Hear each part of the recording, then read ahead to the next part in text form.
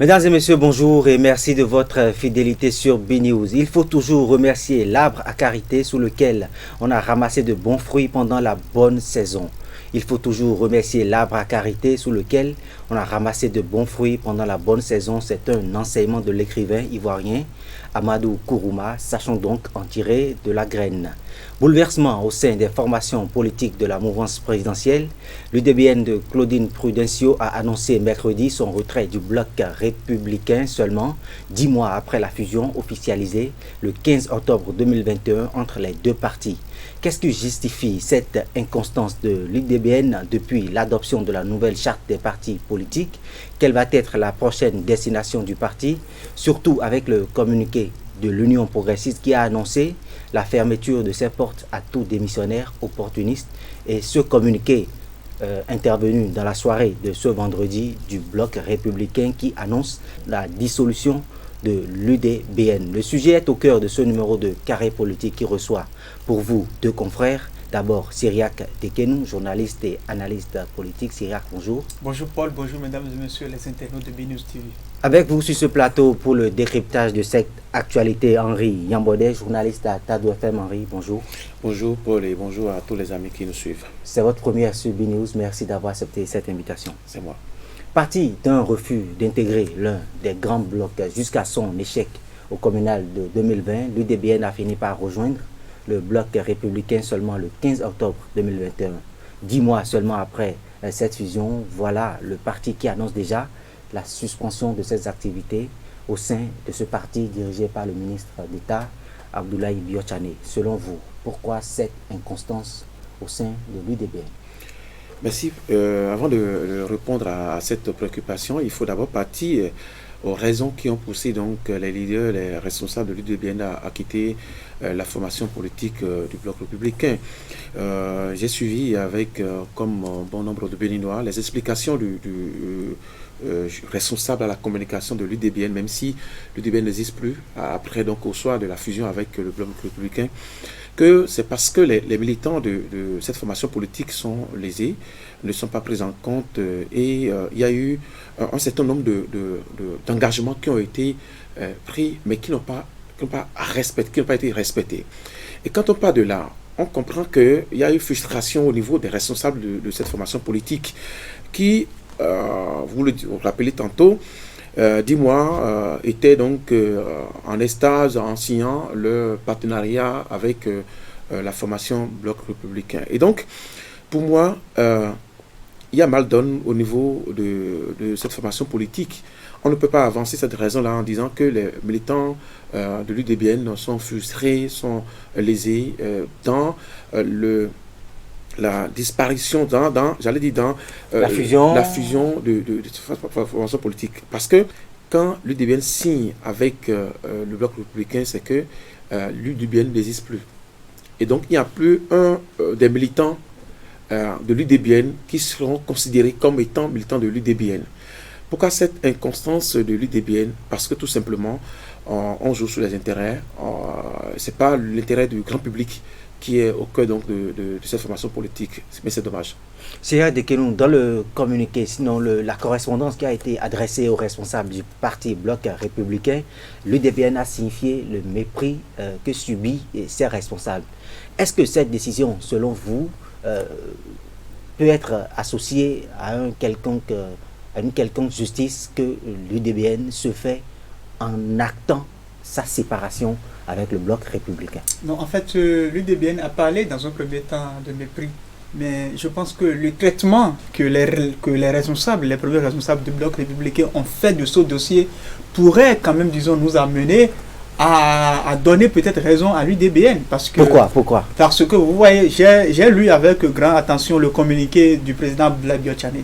C'est vrai que jusqu'à présent, je me pose la question de savoir si c'est lui-même qui l'a rédigé ou pas, parce que c'est un communiqué à la fois suprématiste et méprisant. Parce que lorsque vous êtes quand même chef d'une formation politique et qu'il y a ne serait-ce qu'une dissidence ou bien qu'il y a quand même de troubles ou de malcompréhension au sein de votre formation politique, le chef, en se prononçant, essaie tant soit peu quand même, disons, de calmer les uns et les autres pour quand même appeler les gens à revenir. Parce que le communiqué est clair et le français est très délicat. Ce n'est pas que j'adoube quand même, disons, l'acte des responsables de l'UDBN. Cependant, leur correspondance du mercredi dernier, leur communiqué du mercredi dernier est clair. Ils ont parlé de suspension. Lorsque l'on parle de suspension, c'est-à-dire que nous mettons un thème provisoire à la collaboration qu'il y a entre nous. C'est vrai que l'on peut quand même, disons, par la suite faire d'autres débats juridiques, à savoir si l'UDBN existe ou pas. Mais quelles ont été les raisons évoquées? Les responsables de l'UDBN ont parlé de quoi? On parlait du fait qu'ils ont été méprisés. Ils sont allés beaucoup plus loin puisqu'ils ont dit que dans le protocole d'accord qui les liait au bloc républicain, il était dit que des membres de l'ex-UDBN devraient en principe siéger dans le bureau politique et le bureau exécutif du bloc républicain. Et nous savons très bien que la loi actuelle n'autorise pas les jeux d'alliance, mais que la loi actuelle n'autorise que les fusions, c'est-à-dire une formation politique vient se fondre dans une nouvelle, ou bien les deux se fondent pour sortir une seule formation politique. Ce qui voudrait dire que l'acte qui devait en principe précéder l'adhésion de l'UDBN au sein du bloc républicain devait être plutôt un congrès de dissolution, dont les documents devaient être en principe envoyés au ministère de l'Intérieur.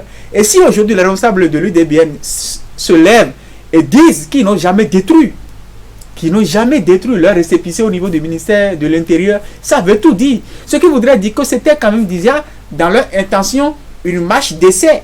Mais ils doivent aussi savoir que nous ne sommes pas dans les jeux d'alliance. Maintenant, ce qu'il y a, c'est ceci. Cela n'a pas été respecté. Ils n'ont aucun membre dans le bureau politique, ni aucun membre dans le bureau exécutif. Qu'est-ce qui est aussi arrivé par la suite? C'est que pour des réunions aussi importantes, ils ne sont pas conviés, ils n'ont personne. Ils ont même parlé de ce qu'il y a Maître Cyril Djikoui et Madame Maforikan qui seraient désignés comme, disons, des responsables chargés de suivre la mise en œuvre du contrat qui lie les deux formations politiques. Mais ceux-là sont systématiquement écartés des frustrations. Maintenant, est-ce que ces frustrations-là devraient en principe amener à ce que l'on, quand même, disons, acte une suspension de la collaboration? Je crois que la question reste toute posée. Cependant, il faut préciser un fait. L'erreur des responsables de l'UDBN, et je le souligne, c'est plutôt une erreur de communication. Une grave erreur de communication parce que, en fait... Sur quel détail, tout précisément? Ok. Lorsque vous savez déjà que vous êtes autant méprisé, vous n'êtes inclus dans rien. Il y a par exemple, disons, le fait que des coordonnateurs, des ex-coordonnateurs de l'UDBN ne sont même pas pris en compte. Et que même certains ministres de la République auraient même refusé de les intégrer dans la coordination communale du bloc républicain. Dans une localité. Dans une localité donnée. Et puis même, j'ai lu les pharaons qui en a même fait cas. Ce qui voudrait dire qu'ils sont certes venus, mais qu'on ne les accueille pas forcément comme des gens avec qui l'on voudrait composer. Maintenant, pourquoi dans un premier temps ne pas peut-être faire une conférence de presse et communiquer pour sortir tout cela d'abord, et menacer maintenant, avant peut-être de passer à ce acte? Si c'est peut-être ça là qui avait été fait, je pense qu'aujourd'hui, le monde entier leur trouverait totalement raison. Et l'incompréhension qu'il y a, c'est-à-dire que les invectives, les communications outrancières et les communications agressives ont pris maintenant le dessus sur les réelles motivations ou bien sur, quand même, disons, l'attitude des responsables du BR que l'UDBN est en train de dénoncer. Et c'est cette erreur de communication aujourd'hui qui agit contre l'UDBN. Bien qu'ils essaient un temps soit peu de rattraper, ils ont vraiment du mal. Mais il faut voir la réalité en face. Le second problème que cela pose aussi, cela pose aussi le problème du leadership du ministre Abdoulaye Biotchani. Parce que la réalité, elle est la suivante. Tout a commencé déjà depuis bientôt 1 an et demi, voire 2 ans, au sein de l'organe des jeunes du bloc républicain, où ça n'a pas été facile. Certains jeunes ont carrément démissionné. Où on parle quand même, disons, d'une gestion qui ne respecte pas, quand même, disons, les normes et un certain nombre de choses. Et d'autres jeunes au sein du bloc républicain ont claqué la porte. On voit même hier, au-delà de l'UDBN, Karamatou Fagboum, qui a pris de distance par rapport à cette formation politique. Et comment est-ce qu'on a même fait pour que certains ténors de cette formation politique quittent? Et ce qui se passe aujourd'hui, c'est une situation incertaine. Et c'est d'ailleurs l'une des raisons pour lesquelles moi j'ai dit, cela revient de la responsabilité de ABT de savoir mieux comment concilier les gens. C'est vrai, ils ont boudé, c'est vrai, ils ont quitté. Mais le mieux, c'est d'essayer un tant soit peu de les rappeler. Aller à la table de négociation et échanger Parce que il y a ceux qui gèrent leur formation politique comme, disons, une structure d'État. Et il y a c'est-à-dire une structure d'État ou bien comme, disons, l'hôpital ou la pharmacie qui n'ont pas besoin de faire de publicité avant que les gens ne viennent. Mais il y a en face quelqu'un comme Diagonou qui gère l'UP désormais comme, disons, une structure MTN ou Move, une structure de communication. Ou bien qu'ils aient des millions d'abonnés. Chaque jour, on vous envoie des messages, on vous dit, il y a telle promotion. Et ce que Diagonou fait aujourd'hui, c'est quoi? Et c'est d'ailleurs ça. Diagonou va chez les gens, les appelle, et beaucoup de personnes parlent de son humilité. Lorsque l'on lit le Il a été désigné à la tête du parti il y a quelques mois seulement. Il y a quelques mois. Mais posez-vous la question de savoir pourquoi est-ce que le PRD n'a pas accepté d'aller au niveau du bloc républicain avec qui les négociations avaient été quand même, disons, engagées très tôt. La question, elle reste là parce que ce que beaucoup de personnes ne savent pas, c'est que le PRD avait engagé les négociations avec le bloc républicain. Mais pourquoi ne sont-ils pas allés vers le bloc républicain? Et que Diagonou, avec son humilité, s'est rendu chez, quand même, disons, Adrien Oumbedi, un fait, quand même, disons, qui a nécessité des communications et tout cela, il a démissionné par la suite. Il a pu obtenir maintenant l'aval du PRD pour pouvoir adhérer. Nous allons y revenir ici. Donc la question, elle reste là. Je veux relever dans ce que mon cher ami Sidak a dit quelque chose. Oui. Les raisons évoquées par l'UDBN ne sont pas justifiées. Ne sont pas du tout justifiées. Je vous dis quelque chose. Quand on prend la formation bloc républicain, est-ce qu'avant le DBN, est-ce qu'il n'y a pas d'autres formations qui étaient là? Vous ne pouvez pas venir à la dernière minute et vouloir chercher à prendre déjà des positions. Je prends le PSD, je prends d'autres formations politiques qui ont contribué à la naissance de BR. Mais vous êtes venu quand? Tout dernièrement, ça ne fait même pas un an. Les militants de l'ancien UDBN, d'accord, qui sont dans BR aujourd'hui, ne veulent pas revenir. Ils ont dit, vous nous avez amené dans BR, c'est fini, on reste dans BR. Parce qu'ils ont dit, prenez encore le temps. Ils ont encore le temps de se positionner. Mais vous venez, il n'y a pas même pas un an, et vous demandez qu'on positionne dans la coordination. Non, quand même. Henri Ambonel, seriez-vous en train de donner raison à ce courant de pensée assez répandu dans le pays qui pense que l'UDBN est venu trop tard dans un monde trop vieux? Oui, justement, c'est ce que je dis. Après les élections communales, l'UDBN a engagé quelques résultats. Et c'est après les élections communales que l'UDBN s'est rallié s'est fondu dans BR. Et donc, après ça, il n'y a que 10 mois après ce mariage-là, et vous réclamez déjà des résultats, vous réclamez déjà qu'on positionne, non, écoutez, il n'y a plus de responsable. Quand vous êtes au niveau de BR, il y avait déjà une réforme en cours. Vous allez vous patienter pour suivre le courant qui est en marche. On ne peut pas tout de suite là, tout gaudir. Écoutez, s'il vous plaît, nous sommes venus, nous voulons en même temps. Non, écoutez, s'il vous plaît. Les raisons ne sont même pas justifiées. C'est comme si vous vous mariez avec quelqu'un et après quelques mois, seulement dit, bon, écoutez, ça là, il faut. Non, quand même. Les raisons ne sont pas du tout justifiées, à mon sens. C'est avec que nous vous avez... Quand vous vous retrouvez au sein du BN, il n'y a plus de responsable du BN. Je vais quand même, disons, rectifier un certain nombre de faits, parce qu'il a parlé de ce qu'il y a certaines formations politiques qui ont, disons, adhéré au bloc républicain, lesquelles le PSD. Mais écoutez, le PSD n'existait plus juridiquement. On sait le procès qu'il y a eu. Et que c'est le camp d'Amoussou Bruno, j'en viens en fait, et que c'est le camp d'Amoussou Bruno qui a plutôt gagné. Donc quand même dire c'est que Golou et alliés qui ont adhéré ne sont jamais le PSD, puisque le PSD n'existait plus juridiquement. Après la bataille juridique. Et la seconde chose qu'il faille souligner, c'est ceci. Nous sommes dans le jeu politique, et le jeu politique, c'est le jeu d'intérêt. Oui, mais attendez, en fait, j'en viens. Nous sommes dans le jeu politique, et le jeu politique, c'est le jeu d'intérêt. Vous pouvez peut-être dire que le DBN, peut-être, c'est que c'est trop empressé pour rentrer dans le BR, et je vous accorderai raison. En fait, écoutez, et je vous donnerai raison. Vous voyez, le PRD actuellement a pris tout le temps d'analyser, au point même de négocier le nombre de membres qu'ils auront dans le bureau. Et tout ça, là, ça a été pris en compte d'abord. Est-ce qu'on peut en déduire, est-ce qu'on peut en conclure que l'UDBN s'est précipité et ne s'est pas rassuré des clauses du contrat qui l'alliait au bloc républicain? Je pense plutôt que les clashs au sein d'une formation politique n'en manquent pas. Vous voyez, mais tout dépend aussi de la façon dont tout cela est géré. Parce qu'aujourd'hui, qu'on le veuille ou pas, cela ne fait pas bonne presse pour le bloc républicain. Et il y a même quand même un grand acteur politique de la 6e circonscription électorale qui était annoncé au bloc républicain. Mais qui, dans ces bruits et autres là, est en train maintenant de prendre le chemin de l'Union progressiste, malheureusement. Ce que voudrait dire quoi? Tout ce qui se passe, parce qu'il ne faut pas oublier un fait, entre griffes, quelle est la perception que les gens ont du bloc républicain? Et lorsque vous parlez aussi du bloc républicain, le bloc républicain, c'est essentiellement les reliques des forces corrues pour un BD émergent de Boriaï. Et on connaît ceux-là avec leur comportement. On sait que ce sont des gens qui, quand même, disons, dans l'environnement politique, sont capables d'un certain nombre de choses. Ils s'imposent à vous, ne vont pas vous laisser grandir, et sont quand même, disons, acteurs d'un certain nombre de comportements. Donc, lorsque vous venez dans cet environnement-là, j'en viens au fait. Surtout quand on sait que plusieurs, nombreuses, lorsque vous venez dans cet environnement-là, qui se retrouvent aujourd'hui au sein de l'Union progressiste. Lorsque vous venez dans cet environnement-là, la faute au niveau peut-être de l'UDBN aujourd'hui, c'est peut-être, disons, une erreur de communication, je dis premièrement.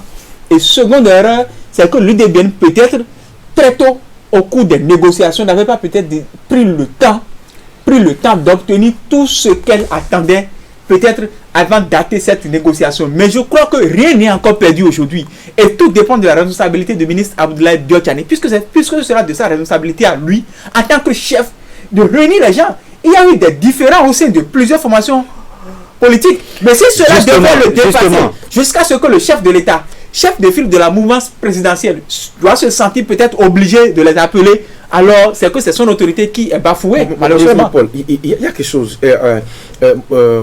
Mon cher ami Sirak, prends comme toujours exemple ce qui se passe avec le PAD et l'Union progressiste aujourd'hui. Ce n'est pas la même formule. L'Union progressiste et le PAD veulent se mettre ensemble pour sortir un parti politique. Au niveau de BR et de l'UDBN, l'UDBN a décidé de se fondre dans le BR pour évoluer. Désormais, il n'y a plus de BR, il n'y a plus de l'UDBN. Donc, ce n'est pas la même chose. Sur ce fait, ce n'est pas la même chose. Si vous voulez créer une équipe et que je vous envoie d'autres joueurs, ce n'est pas la même chose. Mais ici, c'est que l'UDBN s'est laissé emporter par le courant BR. Et donc, il n'y a plus de l'UDBN, pardon. Et donc, c'est pas la même configuration aujourd'hui. Nous allons d'ailleurs nous référer au communiqué du Bloc républicain intervenu dans la soirée de ce vendredi. Le Bloc républicain a donné des clarifications. L'accord de mise ensemble du Bloc républicain et de l'Union démocratique pour un Bénin nouveau consacre l'absorption de l'UDBN par le BR à tous les niveaux décentralisés, selon ce communiqué. C'est Tekeno. Je pense que... Ce qui voudra dire que en la matière, l'UDBN n'existe plus en tant que parti politique au point de décider de se retirer du bloc républicain. J'en viens au fait. Il y a ce qui se dit et il y a ce qui est la réalité des faits. Parce que j'ai suivi l'intervention de quelqu'un, et notamment de l'honorable Nazer Sadou, membre influent du bloc républicain, deuxième questeur au niveau de l'Assemblée nationale, qui a dit que lui, son souhait, c'est que l'on revienne à la table de négociation. Et quelqu'un est allé même encore plus loin en disant que tant que l'UDBN ne va pas organiser un congrès de dissolution, que de savoir que les documents juridiques de l'UDBN existeront toujours au niveau du ministère de l'Intérieur. Ce qui voudrait dire quoi? Si, au niveau du bloc républicain, vous ne les avez pas intégrés de façon officielle à travers un acte formel consacré par une assemblée générale et que le document n'a pas été envoyé au niveau du ministère de l'Intérieur, comment est-ce que le ministère de l'Intérieur saura que telle personne n'existe plus au niveau de telle entité et a rejoint telle entité? La question, elle est posée. Et c'est d'ailleurs l'une des raisons pour lesquelles, connaissant le PRD, qui par le passé, c'est-à-dire là aussi fait au niveau de l'Union fait la nation, les responsables de l'Union progressiste ont été très prudents en allant à une fusion, ce qui voudrait dire que nous sommes tous prêts c'est-à-dire à dissoudre tout ce que nous sommes comme deux entités mises à part pour être une nouvelle entité. Ne soyez pas surpris parce que lorsque des juristes sortent aujourd'hui et vous disent qu'il n'y a jamais eu une assemblée générale au sein du bloc républicain qui consacre effectivement l'absorption ou la dissolution de telle formation politique, que cela voudrait dire que l'UDBN existe, c'est clair et net.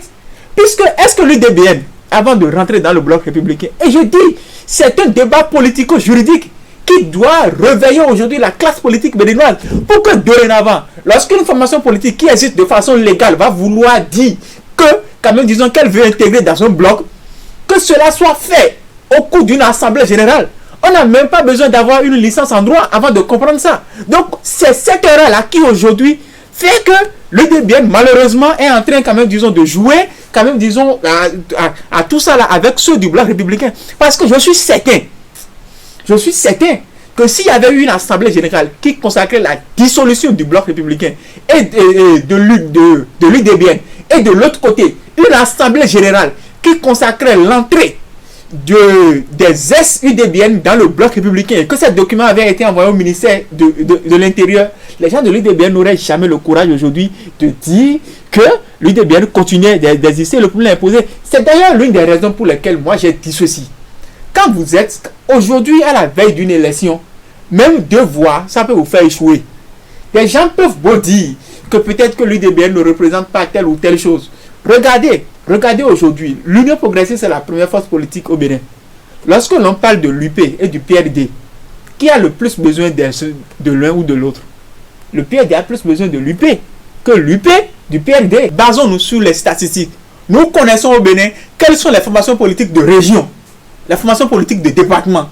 L'UP n'est pas une formation politique du genre, ni le bloc républicain. Cependant, regardez tous les soins que l'on a pris pour pouvoir faire ce travail-là de fusion qui va se matérialiser. C'est pour dire quoi? Au niveau du bloc républicain, moi je pense plutôt que les gens sont beaucoup plus confrontés à un problème quand même, disons, de leadership et d'une gestion qui, ma foi, n'est pas de nature à rassurer les gens. Mais est-ce que c'est pas parce que l'UDBN a mal négocié sa fusion, sa dissolution ou son absorption au sein du bloc républicain? Non, mais en fait, tout ce qui se passe aujourd'hui relève à la fois quand même, disons, d'une mauvaise, c'est-à-dire relève à la fois aujourd'hui d'une mauvaise négociation de la part de l'UDBN, mais aussi quand même, disons, d'une mauvaise décision de la part aussi des responsables du bloc républicain. Qu'on le veuille ou pas, les 2 acteurs ont une responsabilité partagée dans tout ça. Moi, je ne suis pas de ceux qui pensent que l'UDBN a pris une très bonne décision en sortant de Go un communiqué qui suspendait les travaux. Je ne pense pas ça et je ne supporte pas cela. Mais l'UDBN pouvait peut-être aller autrement à travers d'abord, quand même, disons, des actions de communication, une conférence de presse pour dénoncer d'abord ce qui se passait, qui a même écrit au chef de l'État, qui est le chef de file de la mouvance présidentielle, pour dénoncer ce qui se passe. Mais malheureusement, cette posture des autorités, des responsables du bloc républicain n'est pas la bonne posture à la veille d'une élection pareille. Parce que ça soit dans des circonscriptions ou pas, nous savons aussi qu'au-delà quand même, disons, des quelques voix que l'UDBN pourrait apporter dans certaines circonscriptions électorales au bloc républicain, que l'UDBN demeure aussi un poids financier qui pourrait aussi contribuer dans certaines régions à ce que le bloc républicain puisse quand même, disons, donner les résultats attendus. Henri Yambodé, la question qui taraude les esprits aujourd'hui au sein de l'opinion nationale, c'est quelle va être la destination de l'UDBN, puisque selon l'esprit de l'article 29 alinéa 9 de la nouvelle charte des partis politiques, toute fusion implique la dissolution totale du parti qui fusionne à l'autre. Quelle va être la destination de l'UDBN, surtout avec ce communiqué de l'Union progressiste qui ferme ses portes à tout démissionnaire opportuniste? J'ai envie de dire même que c'est à cause de l'UDBN que l'Union progressiste a fait sortir ce communiqué-là. Aujourd'hui, tout le monde sait que l'UDBN travaille pour le gouvernement en place et dans la mouvance. Et quand on regarde un peu, l'UDBN peut encore, avec ce que je vois là, l'UDBN peut encore aller à la table de négociation pour dire, écoutez les amis, c'était juste une erreur d'appréciation. On revient à la table de négociation. On va encore continuer la marche. Vice versa. Le bloc républicain peut tendre cette main envers l'UDBN aussi. Oui, mais c'est la seule formation politique dans laquelle l'UDBN peut se retrouver et encore faire chemin. Sinon, si on prend l'Union progressiste, c'est plus possible. Si on prend Mouel Bénin, encore que entre-temps, il y avait eu un crash entre la présidente de l'UDBN et Jacques Aragi, je ne vois pas l'UDBN faire chemin avec Mouel Bénin. Encore que c'est possible, puisque nous sommes en politique et que face aux intérêts, les acteurs politiques peuvent décider de se délire. Je pense que la meilleure formule pour les gens de l'UDBN, c'est de retourner encore au niveau de la table de négociation, demander, oui, qu'est-ce qu'on peut faire pour que nos membres sauver les meubles. Sauver les meubles. C'est la seule formule pour eux aujourd'hui. Cyriaque Dekénou, En fait, quelle va être la destination de l'UDBN? En fait, vous savez, il ne faut pas commettre une erreur parce que lorsque vous commettez certaines erreurs en politique, les gens viendront jouer au pyromane. C'est-à-dire, de toutes les façons, on n'a plus rien à perdre. Mais nous allons contribuer à ce que vous, là, que vous perdez. Il y a de ces genres de choses qui peuvent se passer en politique. Aujourd'hui, l'UDBN peut-être peut décider de la façon la plus neutre possible de ne aller nulle part. Son récépissé est là.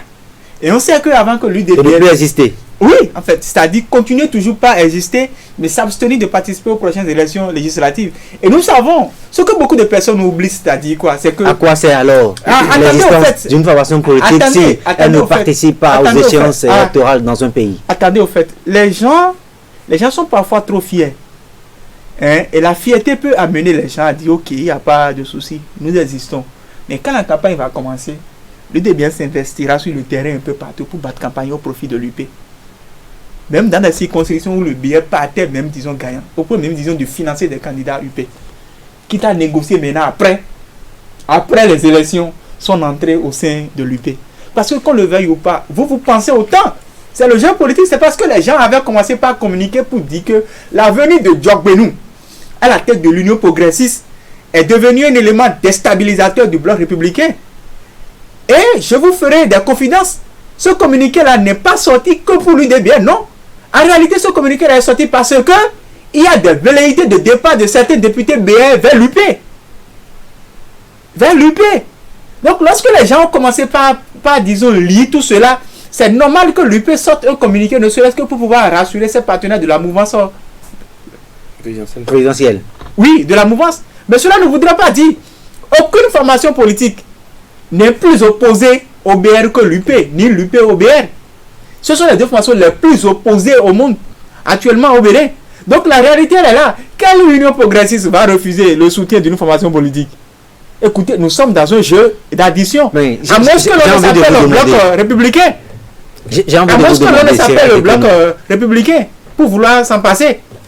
Oui. J'ai envie de vous demander, au regard de tous ces faits, quelles leçons les Béninois peuvent tirer de la réforme du système partisan à laquelle toutes ces formations politiques ont donné leur accord? La réforme du système partisan ne marchera que le temps du règne de Patrice Talon. Après Patrice Talon, tout ça, ça passera. Retenez ça une fois de bon. C'est parce que Patrice Talon est là aujourd'hui que l'on tente un temps soit peu de sauver les meubles. La réforme du système partisan en cours au Bénin ne marchera que le temps du règne de Patrice Talon. Après Patrice Talon, soyez sûr que ce sera le déluge. C'est fini. Nous avons des acteurs politiques égoïstes qui ne connaissent que leurs propres intérêts. Le jour où, en fait, le chef qui est là, qui les commande n'est plus là, il leur tourne dos. On a connu le cas du PRPB, le cas de l'UBF, le cas de la RB, le cas des FCBE. Donc soyez certains que tout ça là, qu'on appelle aujourd'hui UP ou BR, toutes ces choses-là ne sont que quand même, disons, les formations politiques d'un temps. Demain, elles n'existeront plus si Patrice Talon n'est plus là. Henri Ambodé, pensez-vous la même chose? Non, je pense au contraire. Ça va continuer parce que le système mis en place qui sera mis en place va continuer toujours. Par exemple, Patrice Talon aura un dauphin. Ce dauphin-là, on va vouloir pérenniser cette... Pas forcément, un dauphin, j'allais dire, pour remettre. Pas un candidat admis à une élection présidentielle. Tout ça a été fait depuis 2016 à cette date. C'est un acquis démocratique, c'est un acquis. Et on peut vouloir continuer avec ça. C'est vrai que ça a réglé beaucoup de problèmes. La réforme du système partisan a réglé beaucoup de problèmes, mais je ne pense pas qu'après Patrice Talon, on va bouleverser les cartes et reprendre à zéro ce qui était du désordre. Parce que là, quand vous prenez, je ne vois pas encore l'Union progressiste revenir à zéro avec les différentes formations politiques, reprendre encore pour dire oui, nous sommes de non. On va continuer dans ce même sens-là pour montrer que ça a marché. En attendant de connaître prochainement quelle va être la destination de l'UDBN, nous allons, nous autres, conclure cette émission sur cette fenêtre. Cyriaque Dekénou, je ne sais pas si vous avez... En fait, je demande quand même, disons, aux responsables de l'UDBN et de BR de faire l'effort de s'entendre entre eux pour quand même, disons, se réconcilier. Parce que tout ça, là, ça ne sert absolument à rien pour la mouvance présidentielle. En face, nous avons une opposition qui se prépare en soudine et qui n'est pas confrontée à ces problèmes de dissidence, de mésentente et autres. Donc l'UDBN et le BR gagneront. à retourner à la table de négociation. Et je le précise, le communiqué n'a parlé que de suspension. Donc le français est très délicat. Donc que l'on s'en saisisse pour aller à la table de négociation, pour que l'UDBN et le BN se réconcilient encore. Mesdames et messieurs, c'est la fin de ce numéro de Carré Politique. Nous étions avec Syriac Dekenou, journaliste et analyste politique. Face à lui, Henri Yambodé, journaliste à Tado FM. C'est la fin de cette émission.